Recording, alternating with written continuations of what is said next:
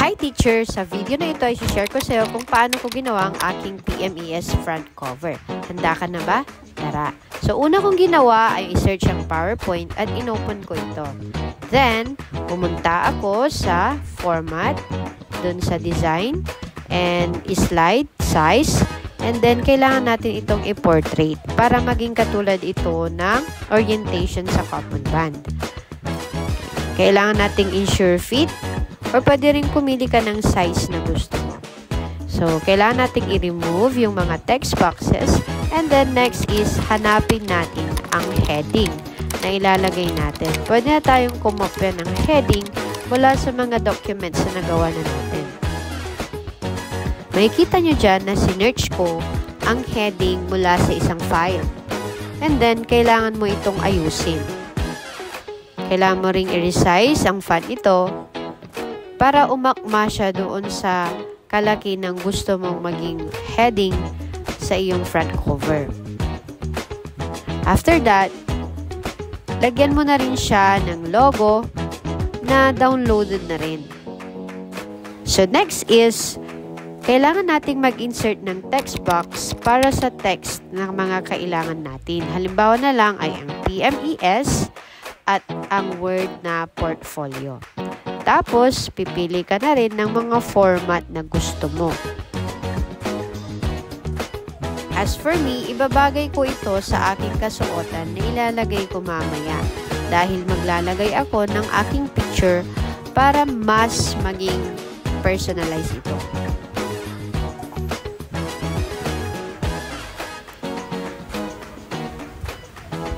So, ayan. Pwede nating i-edit.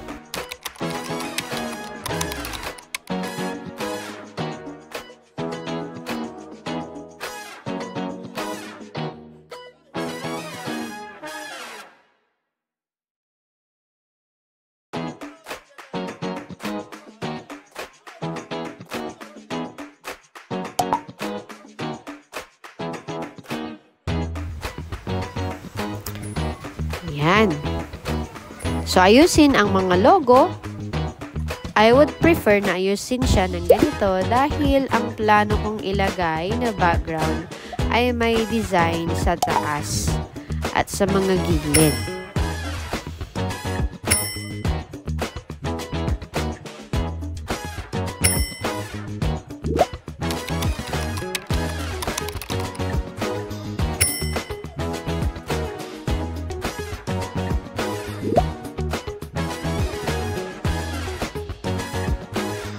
Ngayon naman ay maglalagay na tayo ng shape para sa paglalagyan ng pangalan ng ating mga evaluators. Okay, isa para kay master teacher at isa para sa ating principal.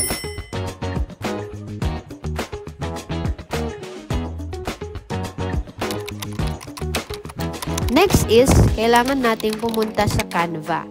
So, search lang natin ang canva.com and search portfolio design. And then, we have to look for the design na gusto natin. As for me, nagustuhan ko itong purple. So, but I have to customize the template para hindi naman ako mag-plagiarize, diba? So, kahit na pareho yung design, I'd like to change the color. Punta tayo sa inserting the picture. So, meron na akong nai-import na picture sa aking Canva. Kung paano mag-import ng picture sa Canva ay nasa ibang video po yun. Pero alam ko na alam nyo na rin, hindi ba? So, next is palitan natin ang kulay ng design. Kung sa akin, yan ang napili kong kulay dahil ibinabagay ko siya dun sa aking kasuotan. Also, kailangan din nating lagyan ng page color para mas mapaganda ito.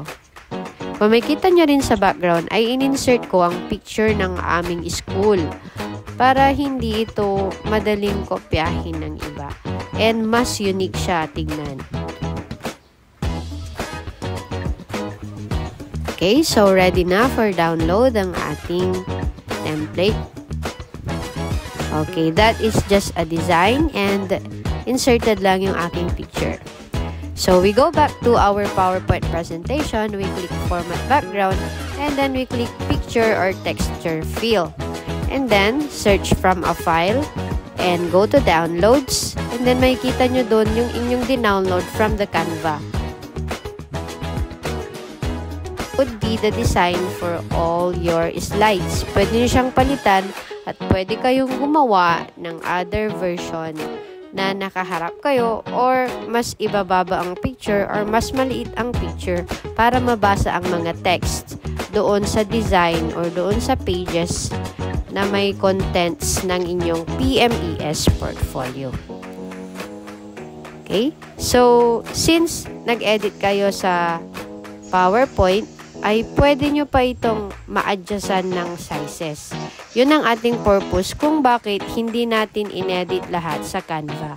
Kasi pag sa Canva mo inedit at pagka-download mo, minsan nai-stretch kapag inilalagay mo na siya as background sa ating PowerPoint presentation. Pero dito, makikita nyo na mas maganda yung itsura niya dahil hindi nai-stretch yung ating image and yung ating mga text. Hindi siya nakasave as image. And also, ang benefit nito is kapag nagkamali ka, napakadali mo lang i-edit ang text. Hindi katulad sa Canva na kailangan mo ulit i-edit doon sa design mo, and as well as kailangan mo pa ng online connection again. Tapos ida-download ulit. Kaya much better yung ganitong idea. So I hope na maging maganda rin ang pagdidesign nyo ng inyong portfolio cover.